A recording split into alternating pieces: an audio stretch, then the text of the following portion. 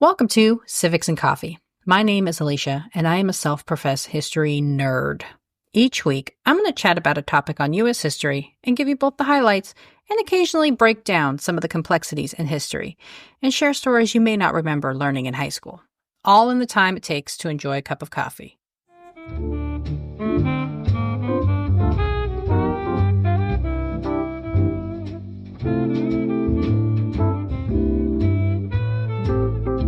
Hey everyone, I am back with another bonus episode and another interview.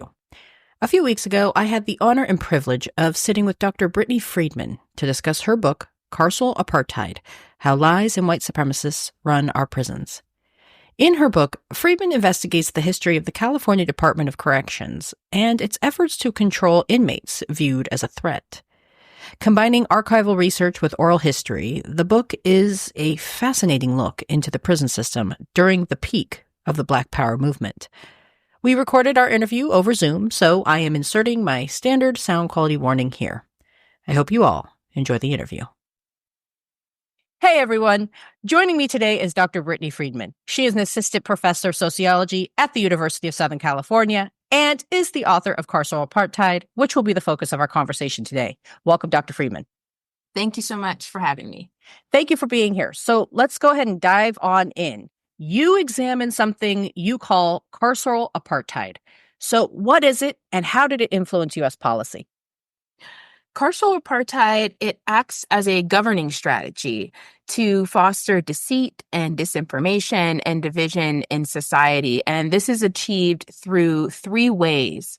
The first way is through official policy, and these are policies we can more easily see. So that could include policies on arrest for certain crimes, on even just criminal sentencing, policies on incarceration, or when you're incarcerated, the different policies that dictate who gets surveilled, who gets labeled as a threat and disappeared into solitary. And so this official realm is very important, and it is pretty much the founding structure. And then within that, you have the extra legal system of control.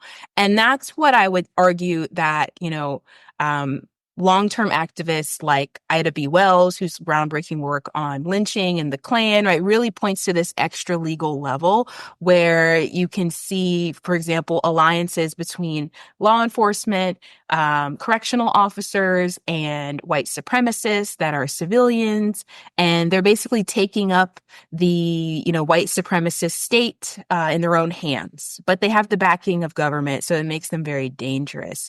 And then the final way that this manifests is in a clandestine manner, meaning that typically there's a lot of secrets and cover-ups and gaslighting and manipulation of the truth in terms of who's the actual threat to society, or, just flat out lying about civil rights violations. And so carceral apartheid, I argue, is very much the foundation of American empire, of how we even got our country, America. It begins with carceral apartheid, and it just continues into this day. So prisons are really one example, but such a stark example that I chose prisons because you can't, it's hard to argue against what I present when I focus on prisons. Yeah. And you talk about the Black guerrilla family. So, what was that and how did it influence the lives of the incarcerated? So the Black guerrilla family was basically, it started off as a collection of Black militant cliques. And what I mean by that is just small groups of people that were a part of different organizations when they were on the outside during the heyday of the civil rights movement. So we're talking, late 50s, 60s, right? These are people that when they're being incarcerated at a very young age, some people went into adult prisons in California as early as 17, as I document. They are bringing with them, the ideologies of the civil rights movement and this belief, in Black freedom. And they realize quickly over the course of the 1960s that they need to consolidate into one organizational banner so they can be more effective. And what they're effective at is really protecting themselves and the Black population against attacks that were happening by law enforcement within the prison in the form of correctional officers and sergeants, but then also what would become the Aryan Brotherhood, with the backing of correctional officers, just really, tries to decimate the Black population. And so the Black guerrilla family, they organized themselves officially in 1970 after a series of murders of some of their key leaders. And it becomes like just a breaking point, it's why I call one of the chapters Live Free or Die Trying, because that's what they believed. And that's what I learned in my interviews with people. Like, this was our moment, and so we might as well fight. Yeah, and you kind of touched on this in your previous answer, but what was that impetus for the formation of the Black guerrilla family? Well, so for many decades, California prisons were run really by like just an ideology of death and degradation. And I would say that the focus was heavily, for a long time, many decades, on people that were labeled as being psychotic by prison officials and prison actors.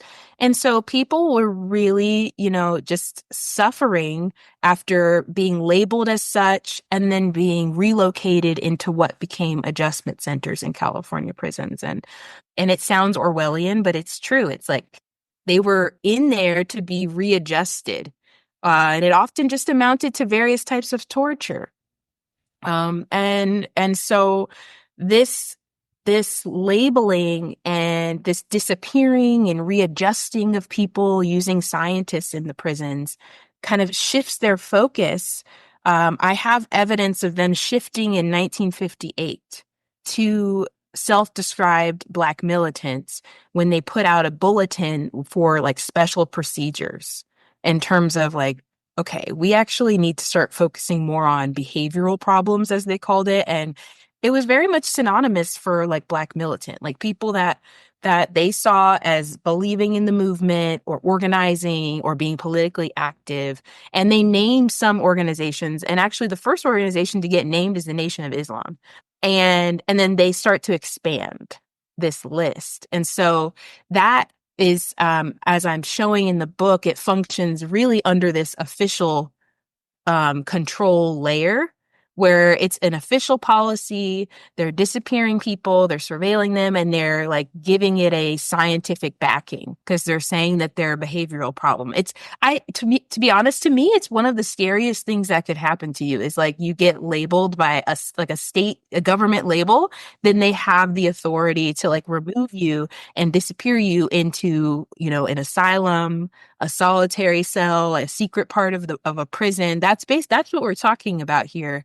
And our government has been doing that for decades to various populations, ranging from Black political prisoners to people in the LGBTQ community, right? Like this is a tried and true tactic. And that really forms the basis for why the BGF needs to form, as they're called for short, because they are fighting against this official program that's targeting them. And also they're trying to fight against white supremacist Nazi incarcerated people like that are like teaming up with officers. They're getting street knives from officers and they're attacking them. And so it's just these two levels of decimation that they're facing because of a being a political target. And then also the Department of Corrections is publicly like, denying. Like, we're not doing that. Deny, deny, deny. And that's why I call it like lies and white supremacists, because it's like those are the two through lines that I found as to what holds this whole system of carceral apartheid together. Yeah. And we were talking a little bit before we started recording that you conducted, several oral history interviews with these activists. And I'm curious, how did these interviews kind of further enhance your understanding of the history of carceral apartheid? So, I mean, in the interviews that I did with people, I did 41 life history interviews, and it was with people across, various walks of life. So I interviewed people who were co-founders of the Black guerrilla family in prison during their incarceration. I also interviewed people who were members of the original Black Panther Party. I interviewed people who were white supremacists during their incarceration that were affiliated with various groups. And these interviews were so rich because Sometimes some interviews lasted as long as, several hours, and they would go on for days. I could be with someone for 3 days, just keep coming back to the same place, having a day-long conversation.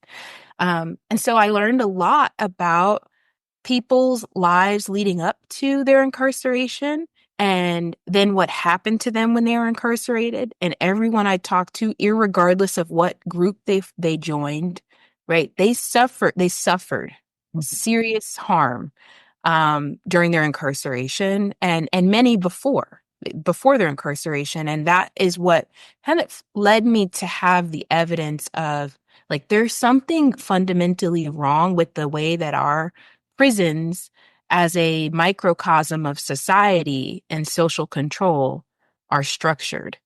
Because people are, like, I think a really poignant example is Andrew in chapter 3. Like, he is grows up in Chicago, migrates with his family here. He's white. He thinks of himself as like a poor white. He always said in the interviews, and he's like, he was very proud of it. He's like, we were poor and we grew up, but we worked hard, and we come to California, and he's like, I never really saw myself as racist. And then I document how the prison just fundamentally transforms him, and how he's often encouraged implicitly or explicitly, like, to join groups. And it's not just by other incarcerated people, it's by officers punishing people who don't abide by the carceral apartheid structure. And so those interviews, like, I feel like without them, I wouldn't have the book that I have. If it was just based on the archival record, like, the interviews really make the archives speak and come to life. Because there's many times where people would say things in interviews, and I'm like, oh my gosh, that's exactly what someone said in a letter they wrote in San Quentin in 1964. Like, my brain would remember it. And I'm like, and that's kind of, I think, the beauty of doing truth telling as method, as I call it in my appendix, because it's a way of doing a historical ethnography and triangulating people's experiences to come to these different social facts, where it's like we have patterns and we can point to the patterns, and I can say confidently, it's not just one person saying this, it's multiple people across time. Yeah, for me, that was one of the things I loved about the book, is that, not only do we have all of this grounded research and archival, primary source material kind of backing up the argument, but then you're bringing in that human aspect, which for me just kind of elevated the argument overall. So for what it's worth, I thought and I know how hard it is to do oral history interviews and to get that trust, and especially to talk about something I think so charged as white supremacy, racism, the violence that it begets. So my hat's off to you for being able to secure all of those interviews. Thank you very much. You're very welcome. And your analysis focused on California prisons and during the civil rights and Black freedom movement era. So how did you come to have this as your scope for your project? What decisions kind of led you to that? So it was really two things that I noticed while I was reading, really, because I've always loved to read. So, which I think is good. I think any author should be well read. Otherwise you have problems. So I very much, I was just kind of like not believing some of the accounts that were coming from law enforcement on, like, who's the Aryan Brotherhood? Like, who's the Black Guerrilla family? Who's the Mexican mafia? And I'm like, these just sound so essentialist and one-sided. And also, I do pride myself. I think I'm good at, like, sniffing out lies. And I'm like, this just sounds like a lie. Like, it just sounds like BS. If I could curse, I would say the real word. That's what it's Yeah, I'm like, no, no, no. But, so that's one reason. The other reason is I was just fascinated because basically the four biggest, for a long time, prisoner organizations in the United States all were founded in California prisons. And in the same prison, in the same, like, three prisons are important. And I'm like, what? That is not a coincidence. Like, sociologically, historically, it's not a coincidence. So I needed to figure out why that was. And that's what led me to like, I have to get to California. I need to start networking. I need to reach out to people who've written histories of California prisons, who've written histories of the civil rights movement in California and the Panthers, and like where to figure out where I need to start. So I tried to go in humble, like, where do I start? And thankfully, I met a few senior scholars at the time who were like, oh, like, I think you should go to this archive. I think when I was writing my book, I feel like I saw a collection that you might be interested in. I didn't look at it, but like, you should try it. Or like, I interviewed someone for my book and they might talk to you. And if you send me more info about what you are trying to do, maybe I'll make an introduction. So like things like that, or that's kind of how I got my start as a student back in 2013. Like that's when I started this right when I started my PhD. I immediately was like, I know what I'm going to do. I knew what I was going to do, like how I was going to use the time. So. And getting into kind of the meat of your book, who was Dr. Leo Stanley, and how did he push the boundaries of rehabilitative ideology? Oh my goodness. So Dr. Leo Stanley, I call him an architect of death in the book. He's absolutely terrifying. He's the worst nightmare. I would say Dr. Leo Stanley, I don't know who his descendants are, but like if it was me, I would not tell anybody that was my ancestor. Not. I would not. So because he is, and what's fascinating before I get into all that he did and his legacy and how it relates. He, he's very much akin to like a German Nazi doctor in concentration camps, or a very like a sick doctor that are now being uncovered to have existed in the Native American boarding schools, like, and also on plantations, right? Like so he fits in that history where when you have labeling of people as undesirable and unfit to exist and they need adjustment, you always have some sort of like weird, crazy scientist who's like, I'm going to fix them using my experiments. And he fits in that history. So Dr. Leo Stanley, he became in 1913 the chief surgeon at San Quentin. And he had a lot of sway over just like what he conceived to be the treatment of deviants for incarcerated people in California. And he didn't leave until 1953. So that's a long time. And he's trained as a medical doctor. But he's coming into the prison system at a time when, there's starting to be a shift in ideology and a shift in thinking about, are people truly born criminals, or is there some social component that we can treat using psychiatry? Sociologists are gaining a footing in the field of criminology, but there's still this strong natural determinism in criminology that actually traces back to like the phrenology schools that you see even in the Smithsonian, which is just quite ratchet and disrespectful. So it's like he is in that's where he's coming from. And then he's like, you know what? I'm going to fix them. So he writes this like memoir called Men at Their Worst. And the interesting thing is that when I got a copy of that memoir, I didn't even know what I had. I just got the copy, and the copy I have is a signed copy by him. I had to like smoke it out and pray over it because I had a bad copy. It's signed by him. And I just thought, oh my gosh, I have this signed this first edition. This is crazy. I start reading it and I'm like, are you serious? I start reading his memoir, and he's just documenting his thinking in terms of how he was going to revamp the system in California prisons.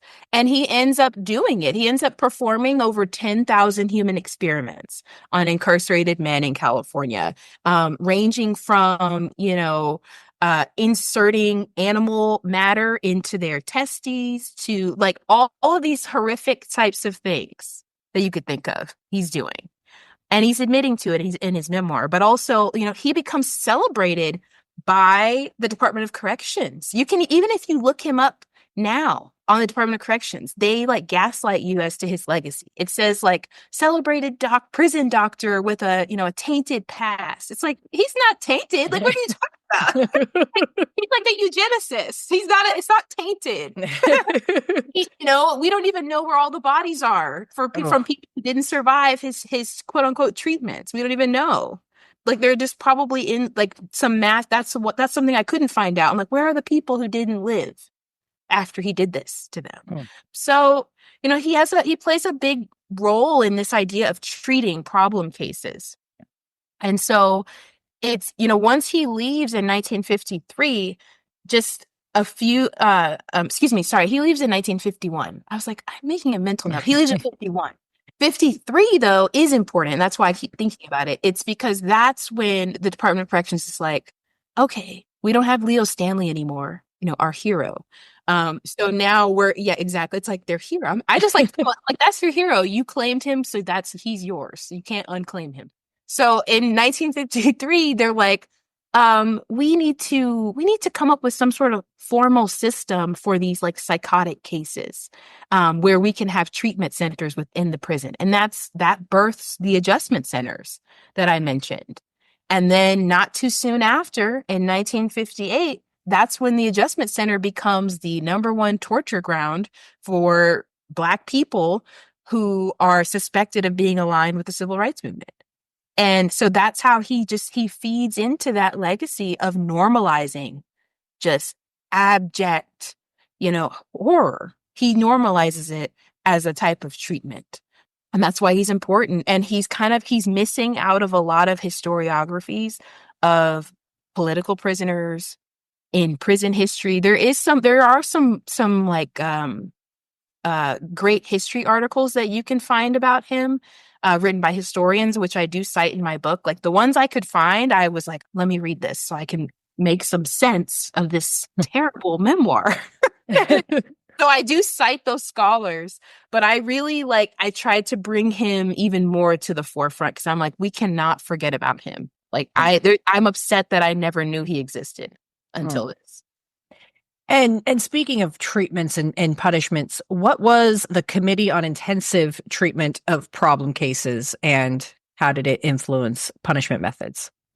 So that committee was formally put into place once the Director McGee of the Department of Corrections at the time, once he kind of puts out this order in 1953 that we need to create these adjustment centers. We need to bring the best and brightest minds of the Department of Corrections to figure out how they're going to run. And so a part of it was creating that committee. And the committee was going to lay out the policies and procedures of how these adjustment centers are going to be run in each institution, and designate who's going to have the authority to put people there, who's going to have the authority to release people. And they came up with some pretty scary policies, such as most people's sentences are indeterminate. That's you don't even know when you're going to get out. You have no idea. And they decided that there was going to be a disciplinary committee that's actually going to be reviewing people to see if they should be recommended for quote unquote treatment in the adjustment center. And when I talked to people who survived those adjustment centers, it for them, it's like, it was really some of their first experiences with the torture that comes with being seen as a Black militant in California prisons. And so the adjustment center, it's why if you ever read, the memoirs of incarcerated Black militants, especially in California, most of them do have sections where they talk about the adjustment center, their time there.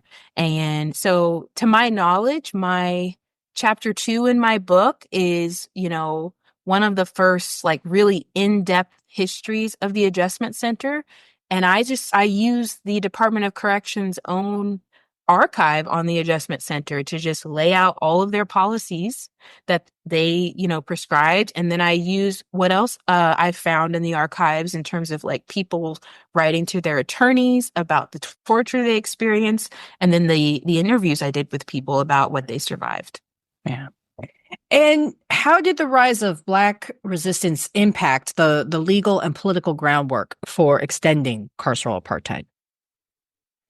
So, the a lot of the organizing that people did behind bars, it got them labeled as a security threat. It got them labeled as gang members.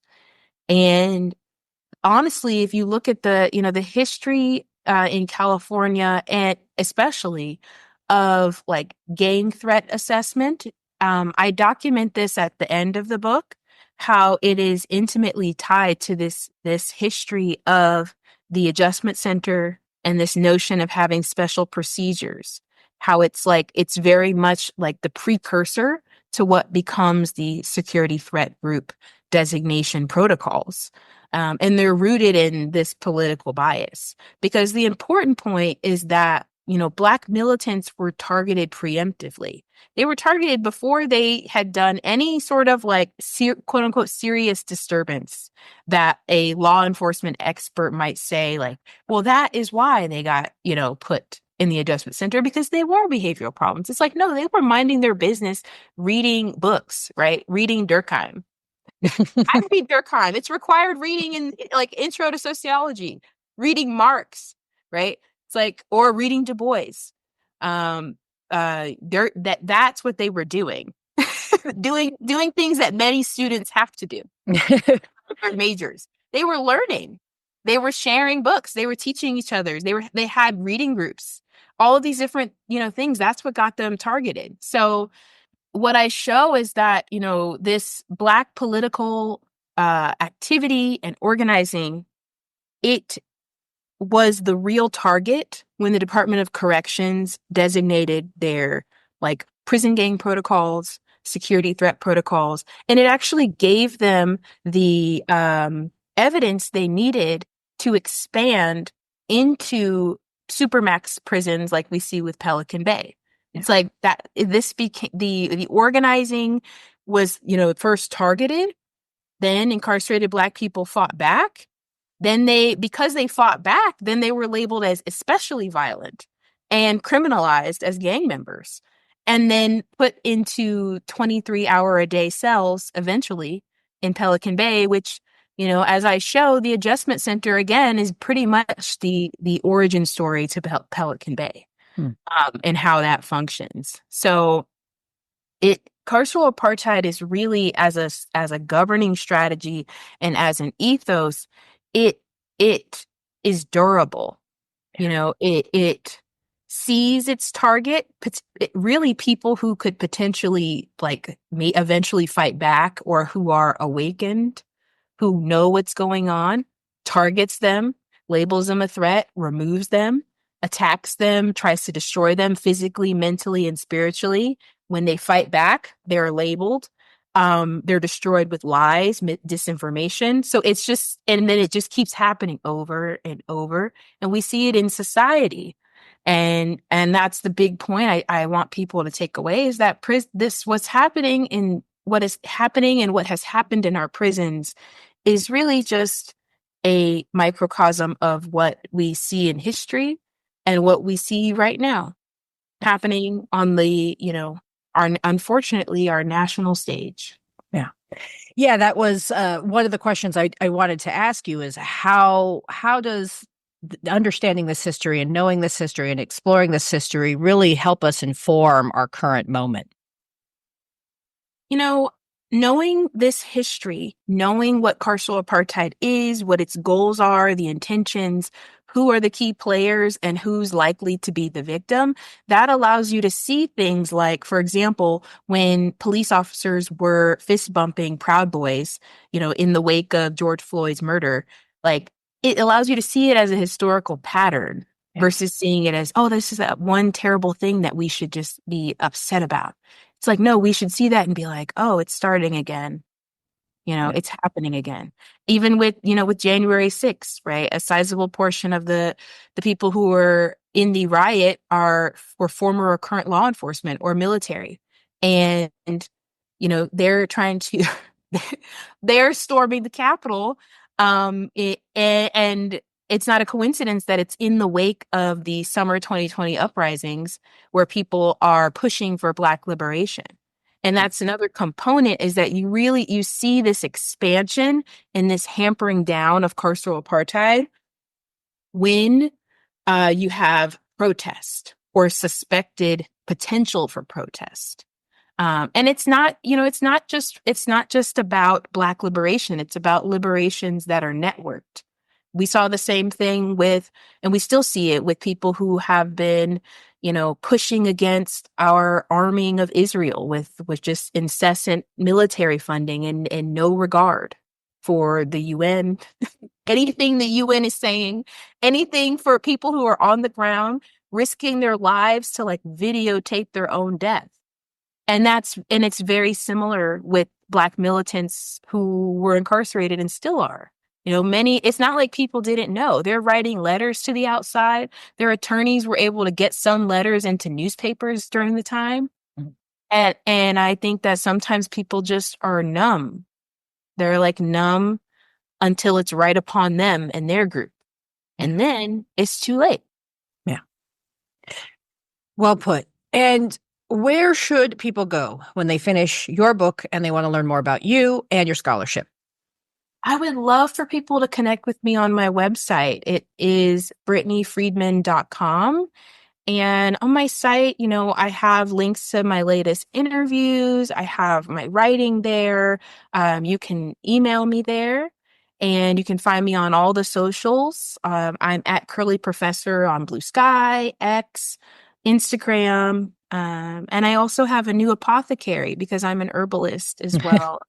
That really informs my connection to nature, and that sense of empathy and gratitude really informs just everything about my daily life and my approach to the world. So I am excited to talk more about that journey as well moving forward. And I'd love to connect with people.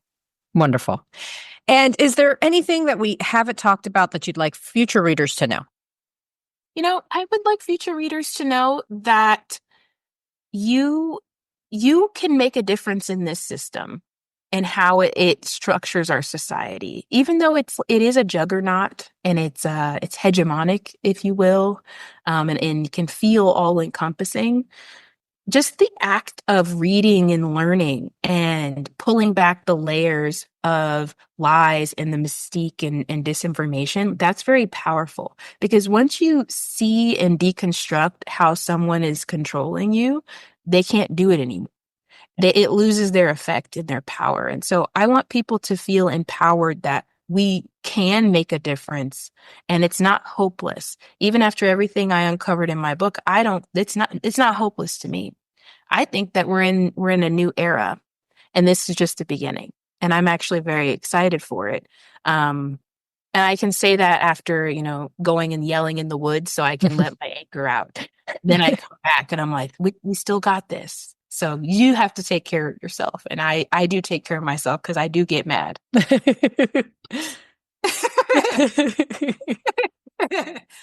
Well, with those lovely marching orders, I want to say to the listeners out there, be sure to pick up a copy of Carceral Apartheid wherever fine books are sold. It is a critical, engaging exploration of California prison systems that explores an understudied aspect of our history. Thank you again, Dr. Friedman. Thank you so much. Thanks again to Dr. Friedman for spending her time with me. If you want to hear more about Dr. Friedman's work and live in the California Bay Area, be sure to check out Book Passage on Sunday, March 16th in San Francisco, where she will be hosting a book talk with Dorsey Nunn, an activist and author dedicated to restoring civil and human rights to current and formerly incarcerated people. I have included a link in the show notes to the episode. Thanks, peeps. I'll see you Saturday. Thanks for tuning in, and I hope you enjoyed this episode of Civics and Coffee. If you want to hear more small snippets from American history, Be sure to subscribe wherever you get your podcasts. Thanks for joining me, and I look forward to our next cup of coffee together.